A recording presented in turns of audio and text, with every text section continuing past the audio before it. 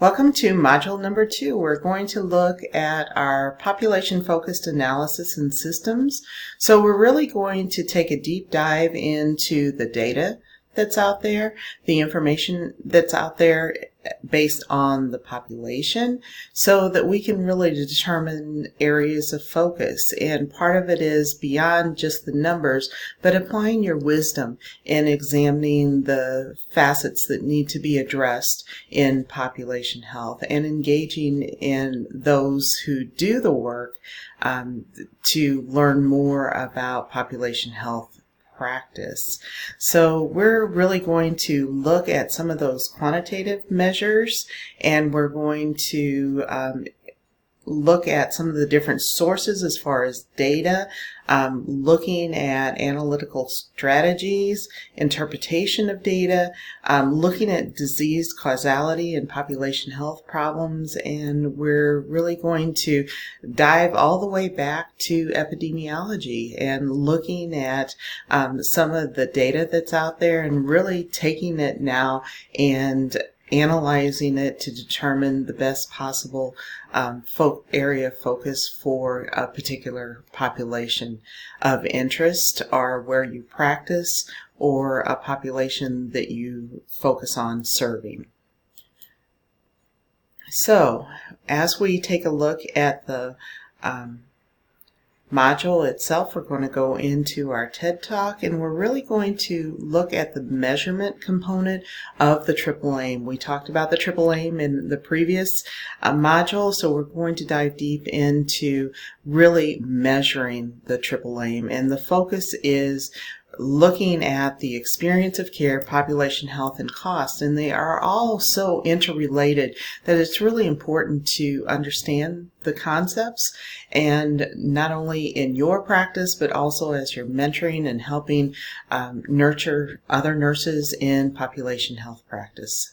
We're going to take a look at some of the readings in our textbook, and of course we have the resources for success in the content folder, as well as the submission link for your epidemiology at-risk analysis matrix.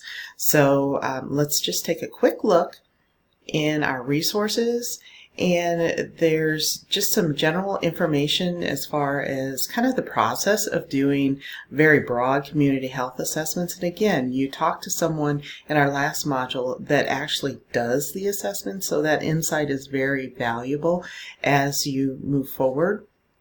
And then we're going to take a look at some of those resources that we may have used in the past, including the county health rankings and roadmaps, to find information. And again, we're building the structure for your epidemiology at-risk analysis, and then the at-risk analysis is going to provide the foundation for your final assignment, which is the project design. So again, we're building, and sometimes when we're looking at the different types of populations, we fail to recognize that nurses are actually a population as well, and that comes into play and becomes very prominent as we need to take care of ourselves as well.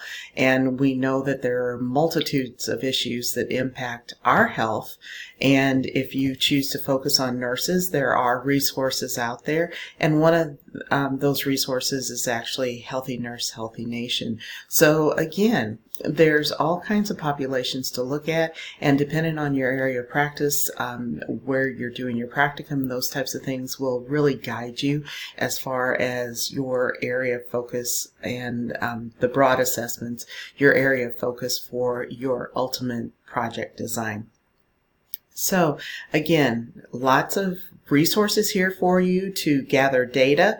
I'm going to reload that particular video, and we will go ahead and move forward into our forum. So for our forum, we're going to build the pieces, or some of the pieces, for your epidemiology at-risk assessment. And part of that is diving into the data and looking for those reputable resources for data, and really taking a look at the resources that are out there, discuss that amongst yourselves, and to give some guidance as far as maybe something that you found that may be of help to someone else in your cohort as well. So it's all about working together to elevate the overall outcomes.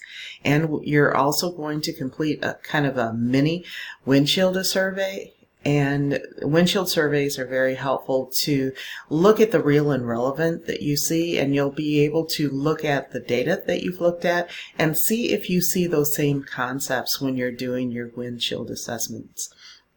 There is actually a windshield survey form to help guide the process for you, and this will help you as you're really keying into those factors that we may see every day but don't really associate with health. And again, it's very important to look at health in a very broad spectrum, including our environment, and something as simple as if we have a walkable environment for exercise, or if we have a safe environment to be outside and to move about in our community. And this keys back to very simplistic terms as far as Maslow's hierarchy of needs.